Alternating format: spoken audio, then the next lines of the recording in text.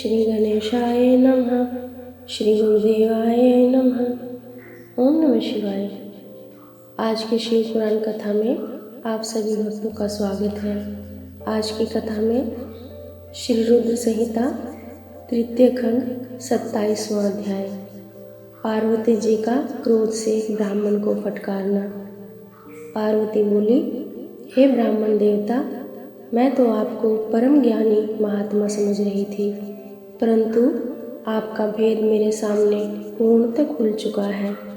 आपने शिवजी के विषय में मुझे जो कुछ भी बताया है वह मुझे पहले से ही ज्ञात है, पर यह सब बातें सर्वथा झूठ है, इनमें सत्य कुछ भी नहीं है।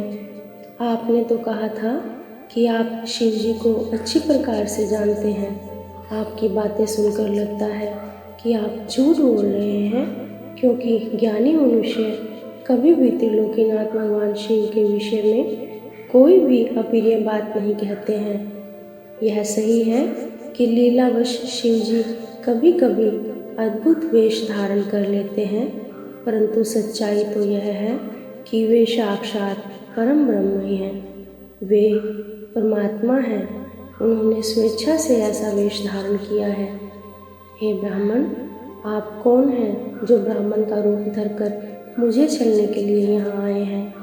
आप ऐसी अनुचित व असंगत बातें करके एवं तर्क वितर्क करके क्या साबित करना चाहते हैं?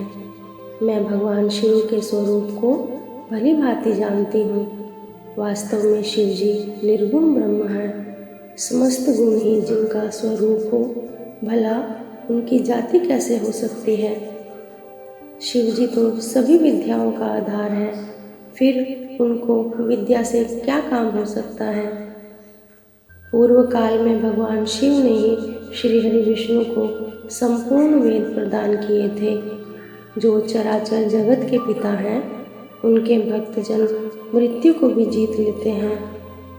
जिनके द्वारा इस प्रकृति की उत्पत्ति हुई है, जो सभी तत्वों के आरंभ के विषय में जानते हैं, उनकी आयु का माप कैसे किया जा सकता है?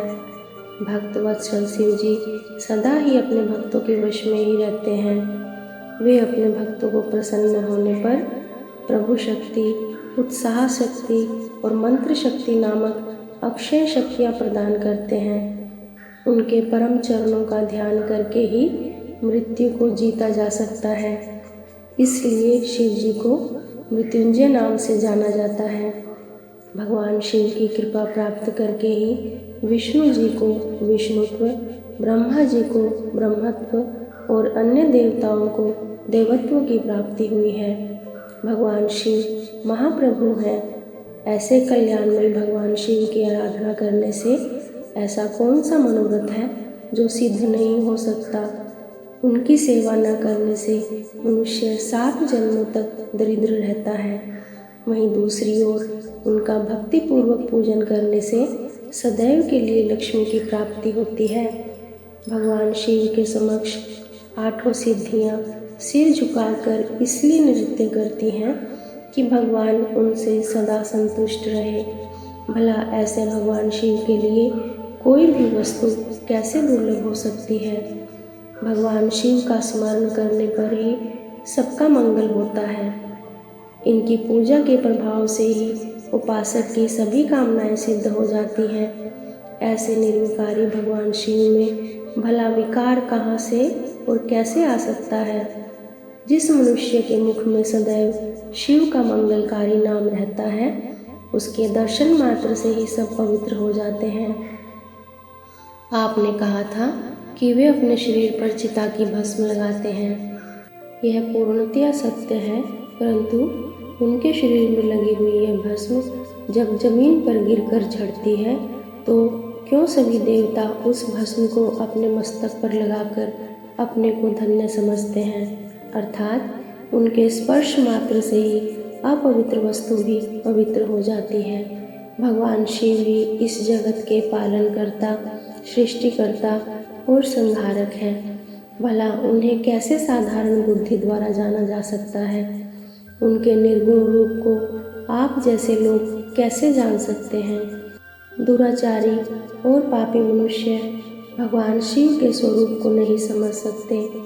जो मनुष्य अपने अहंकार और अज्ञानता के कारण शिव तत्व की निंदा करते हैं, उसके जन्म का सारा पुण्य भस्म हो जाता है। हे ब्राह्मण, आपको ज्ञानी महात्मा जानकर मैंने आपकी पूजा की है, परंतु आपने शिव जी की निंदा करके अपने साथ साथ मुझे भी पाप का भागी बना दिया है। आप घोर शिवद्रोही हैं। शास्त्रों में बताया गया है कि शिवद्रोही का दर्शन हो जाने पर शुद्धिकरण हेतु स्नान करना चाहिए तथा प्रायश्चित करना चाहिए। यह कहकर देवी पार्वती का क्रोध और बढ़ गया और वे बोली, अरे दुष्ट, तुम तो कह रहे थे कि तुम शंकर को जानते हो, परंतु सच तो यह है कि तुम उन सनातन शिव जी को नहीं जानते हो। भगवान शिव परम ज्ञानी, सत्पुरुषों के प्रियतम व सदैव निर्विकार रहने वाले हैं। वे मेरे अभिष्ट देव हैं। ब्रह्मा और विष्णु भी सदा महादेव जी को नमन करते हैं। सारे देवताओं द्वारा शिव जी को आराध्य माना जाता है। काल भी सदा उनके अधीन रहता है। वे भक्त वत्सल शिव शंकर ही सर्वेश्वर हैं और हम सबके परमेश्वर हैं। वे दीन दुखियों पर अपनी कृपा दृष्टि बनाए रखते हैं। उन्हीं महादेव जी को पति के रूप में प्राप्त करने हेतु ही मैं शुद्ध हृदय से इस वन में घोर तपस्या कर रही हूँ कि वे मुझे अपनी कृपा दृष्टि से कृतार्थ कर मेरे मन की इच्छा पूरी करें। ऐसा कहकर देवी पार्वती चुप हो गई और निर्विकार होकर पुनः शांत मन से शिव जी का ध्यान करने लगी। उनकी बातों को सुन ब्राह्मण देवता ने जैसे ही कुछ कहना चाहा, पार्वती ने मुंह फेर लिया और अपनी सखी विजया से बोली, सखी, इस अधम ब्राह्मण को रोको। यह बहुत देर से मेरे आराध्य प्रभु शिव की निंदा कर रहा है। अब पुनः उनके ही विषय में कुछ बुरा भला कहना चाहता है। शिव निंदा करने वाले के साथ साथ शिव निंदा सुनने वाला भी पाप का भागी बन जाता है। अतः भगवान शिव के उपासकों को शिव निंदा करने वाले का वध कर देना चाहिए। यदि शिव निंदा करने वाला कोई ब्राह्मण हो तो उसका त्याग कर देना चाहिए तथा उस स्थान से दूर चले जाना चाहिए। यह दुष्ट ब्राह्मण है, अतः हम इसका वध नहीं कर सकते, इसलिए हमें इसका तुरंत त्याग कर देना चाहिए। हमें इसका मुंह भी नहीं देखना चाहिए। हम सब आज इसी समय इस स्थान को छोड़कर किसी दूसरे स्थान पर चले जाते हैं ताकि इस अज्ञानी ब्राह्मण से पुनः हमारी भेंट न हो। इस प्रकार कहकर देवी पार्वती ने जैसे ही कहीं और चले जाने के उद्देश्य से अपना पैर आगे बढ़ाया, वैसे ही भगवान शिव अपने साक्षात रूप में उनके सामने प्रकट हो गए। देवी पार्वती ने अपने ध्यान के दौरान शिव के जिस स्वरूप का स्मरण किया था, शिव जी ने उन्हें उसी रूप के साक्षात दर्शन करा दिए। साक्षात भगवान शिव शंकर को इस तरह अनायास ही अपने सामने पाकर गिरजानंदिनी पार्वती का सिर शर्म से झुक गया। तब भगवान शिव देवी पार्वती से बोले, हे प्रिय, आप मुझे यहाँ अकेला छोड़कर कहाँ जा रही हैं? देवी, मैं आपकी इस कठोर तपस्या से अत्यंत प्रसन्न हुआ हूँ। मैंने सभी देवताओं एवं ऋषि मुनियों से आपकी तपस्या और दृढ़ निश्चय की प्रशंसा सुनी है, इसलिए आपकी परीक्षा लेने की ठानकर मैं आपके सामने चला आया हूँ। अब आप मुझसे कुछ भी मांग सकती हैं, क्योंकि मैं जान चुका हूँ आप अप्रतिम सौंदर्य की प्रतिमा होने के साथ साथ ज्ञान, बुद्धि और विवेक का अनूठा संगम है। आज आपने अपने उत्तम भक्ति भाव से मुझे अपना खरीदा हुआ दास बना दिया है। सुस्थिर चित्त वाली देवी गिरिजा, मैं जान गया हूँ कि आप ही मेरी सनातन पत्नी हैं। मैंने अनेकों प्रकार से बार बार आपकी परीक्षा ली है। हे देवी, मेरे इस अपराध को आप क्षमा कर दें। हे शिवे, इन तीनों लोकों में आपके समान अनुरागनी कोई न है, न थी और न ही कभी हो सकती है। मैं आपके अधीन हूँ। देवी, आपने मुझे पति बनाने का उद्देश्य मन में लेकर ही यह कठिन तपस्या की है, अतः आपकी इस इच्छा को पूरा करना मेरा धर्म है। देवी, मैं शीघ्र ही आपका पानी ग्रहण कर आपको अपने साथ कैलाश पर्वत पर ले जाऊंगा। देवादिदेव महादेव जी के इन वचनों को सुनकर गिरिजानंदिनी पार्वती के आनंद की कोई सीमा न रही। वे अत्यंत प्रसन्न हुई। हर्षातिरेक से उनका तपस्या करते हुए सारा कष्ट पल में ही दूर हो गया। उनकी सारी थकावट तुरंत ही दूर हो गई। पार्वती अपनी तपस्या की सफलता और त्रिलोकीनाथ भक्तवत्सल महादेव जी के साक्षात दर्शन पाकर कृतार्थ हो गई और उनके सभी दुख क्लेश पल भर में ही दूर हो गए। 28वां अध्याय शिव पार्वती संवाद। ब्रह्मा जी कहते हैं, नारद, परमेश्वर भगवान शिव की बातें सुनकर और उनके साक्षात स्वरूप का दर्शन पाकर देवी पार्वती को बहुत हर्ष हुआ। उनका मुखमंडल प्रसन्नता के कारण कमल दल के समान खिल उठा। उस समय वे बहुत सुख का अनुभव करने लगी। अपने सम्मुख खड़े महादेव जी से वे इस प्रकार बोली, हे देवेश्वर, आप सबके स्वामी हैं। हे प्रभु, पूर्व काल में आपने जिस प्रिया के कारण प्रजापति दक्ष के संपूर्ण यज्ञ का पलों में विनाश कर दिया था, भला उसे ऐसे ही क्यों भुला दिया। हे सर्वेश्वर, हम दोनों का साथ तो जन्म जन्मांतर का है। प्रभु, इस समय मैं समस्त देवताओं की प्रार्थना से प्रसन्न होकर उनको तारकासुर के दुखों से मुक्ति दिलाने के लिए पर्वतों के राजा हिमालय की पत्नी देवी मैना के गर्भ से उत्पन्न हुई हूँ। आपको ज्ञात ही है कि आपको पुनः पति रूप में प्राप्त करने हेतु ही मैंने यह कठोर तपस्या की है। इसलिए देवेश, आप मुझसे विवाह कर मुझे मेरी इच्छा अनुसार अपनी पत्नी बना लें। भगवान, आप तो अनेक लीलाएं रचते हैं। अब आप मेरे पिता शैलराज हिमालय और मेरी माता मैना के समक्ष चलकर उनसे मेरा हाथ मांग लीजिए। भगवान, जब आप इन बातों से मेरे पिता को अवगत कराएंगे, तब वे निश्चय ही मेरा हाथ प्रसन्नतापूर्वक आपको सौंप देंगे। पूर्व जन्म में जब मैं प्रजापति दक्ष की पुत्री सती थी, उस समय मेरा और आपका विवाह हुआ था। तब मेरे पिता दक्ष ने ग्रहों की पूजा नहीं की थी। उस विवाह में ग्रह पूजन से संबंधित बहुत बड़ी त्रुटि रह गई थी। मैं यह चाहती हूँ कि इस बार शास्त्रोक्त विधि से हमारा विवाह संपन्न हो। हमें विवाह से संबंधित सभी रीति रिवाजों और रस्मों का भली भांति पालन करना चाहिए, ताकि इस बार हमारा विवाह सफल हो सके। देवेश्वर, आप मेरे पिता हिमालय को इस संबंध में बताएं, ताकि उन्हें अपनी पुत्री की तपस्या के विषय में ज्ञात हो सके।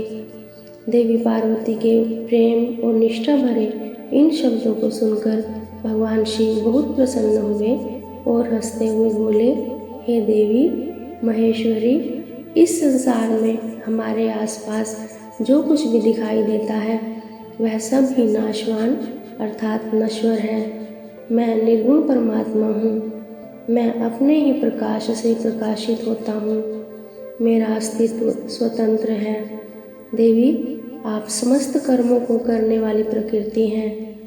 आप ही महामाया हैं। आपने ही मुझे इस माया मोह के बंधनों में फंसाया है। मैंने इन सभी को धारण कर रखा है। कौन मुख्य ग्रह है, कौन ऋतु समूह है। हे देवी, आप और मैं दोनों ही सदैव अपने भक्तों को सुख देने के लिए ही अवतार ग्रहण करते हैं। आप सगुण और निर्गुण प्रकृति हैं। हे गिरजे, मैं आपके पिता के पास आपका हाथ मांगने के लिए नहीं जा सकता, फिर भी आपकी इच्छा को पूरा करना मेरा कर्तव्य है। अतः आप जैसा कहेंगी मैं अवश्य करूँगा। महादेव जी के ऐसा कहने पर देवी पार्वती अति हर्ष का अनुभव करने लगी और शिवजी को भक्तिपूर्वक प्रणाम करके बोली, हे नाथ, आप परमात्मा हैं और मैं प्रकृति हूँ। हम दोनों का अस्तित्व स्वतंत्र एवं सगुण है। फिर भी अपने भक्तों की इच्छा को पूरा करना हमारा कर्तव्य है। भगवान मेरे पिता हिमालय से मेरा हाथ मांगकर उन्हें दाता होने का सौभाग्य प्रदान करें। हे प्रभु, आप तो जगत में भक्त वत्सल नाम से विख्यात हैं। मैं भी तो आपकी परम भक्त हूँ। क्या मेरी इच्छा को पूरा करना आपके लिए महत्वपूर्ण नहीं है? नाथ, हम दोनों जन्म जन्म से एक दूसरे के ही हैं। हमारा अस्तित्व एक साथ है। तभी तो आपका अर्धनारीश्वर रूप सभी मनुष्यों, ऋषि मुनियों एवं देवताओं द्वारा पूज्य है। मैं आपकी पत्नी हूँ। मैं जानती हूँ कि आप निर्गुण, निराकार और परम ब्रह्म परमेश्वर हैं। आप सदा अपने भक्तों का हित करने वाले हैं। आप अनेकों प्रकार की लीलाएं रचते हैं। भगवान, आप सर्वज्ञ हैं।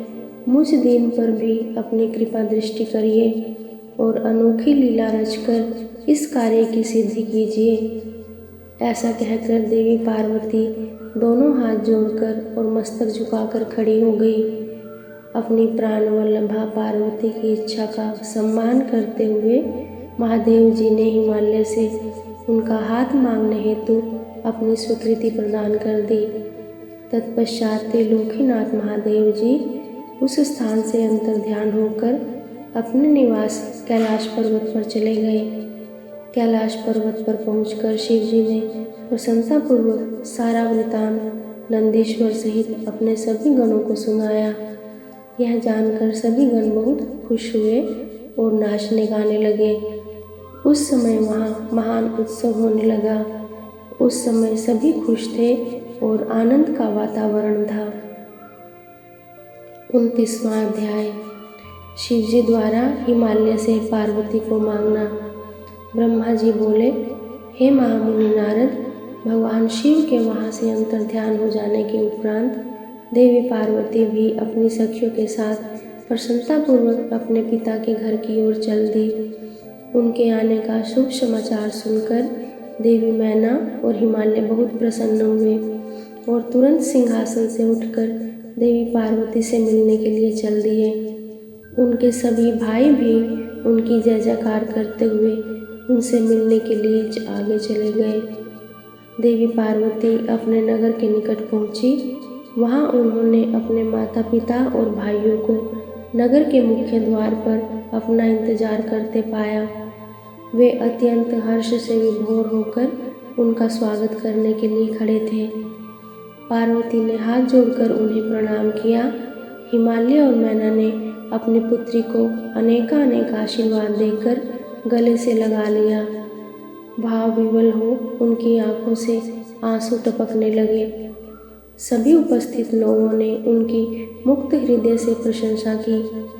वे कहने लगे कि पार्वती ने उनके कुल का उद्धार किया है और अपने मनोवांछित कार्य की सिद्धि की है। इस प्रकार सभी प्रसन्न थे और उनकी प्रशंसा करते हुए नहीं थक रहे थे। लोगों ने सुगंधित पुष्पों, चंदन एवं अन्य सामग्रियों से देवी पार्वती का पूजन किया। इस शुभ बेला में उन पर स्वर्ग से देवताओं ने भी पुष्प वर्षा की तथा उनकी स्तुति की। तत्पश्चात बहुत आदर सहित उन्हें घर की ओर ले जाया गया और विधि विधान से उनका गृह प्रवेश कराया गया। ब्राह्मणों, ऋषि मुनियों, देवताओं और प्रजाजनों ने उन्हें अनेकों शुभ व उत्तम आशीर्वाद प्रदान किए। इस शुभ अवसर पर शैलराज हिमालय ने ब्राह्मणों एवं दीन दुखियों को दान दिया। उन्होंने ब्राह्मणों से मंगल पाठ भी कराया। उन्होंने पधारे हुए सभी ऋषि मुनियों, देवताओं और स्त्री पुरुषों का आदर सत्कार किया। तत्पश्चात हिमालय अपनी पत्नी मैना को साथ लेकर गंगा स्नान को चलने लगे। तभी भगवान शिव नाचने वाले नट का वेश धारण करके उनके समीप पहुँचे। उनके बाएं हाथ में सींग और दाहिने हाथ में डमरू था और पीठ पर कथरी रखी थी। उन्होंने सुंदर लाल वस्त्र पहने थे। नाचने गाने में वे पूर्णतः मगन थे। नट रूप धारण किए हुए शिव जी ने बहुत सुंदर नृत्य किया और अनेक प्रकार के गीत गा गा कर सभी का मन मोह लिया। नृत्य करते करते वे बीच बीच में शंख और डमरू भी बजा रहे थे और मनोरम लीलाएं कर रहे थे। उनकी इस प्रकार की मन को हरने वाली लीलाएं देखने के लिए पूरे नगर के स्त्री पुरुष बच्चे बूढ़े वहां आ गए। नट रूपी भगवान शिव को नृत्य करते हुए देखकर और उनका गाना सुनकर सभी मंत्रमुग्ध हो गए। परंतु देवी पार्वती से भला यह कब तक छिपता। उन्होंने मन ही मन अपने प्रिय महादेव जी के साक्षात दर्शन कर लिए। शिव जी का रूप ही अलौकिक है।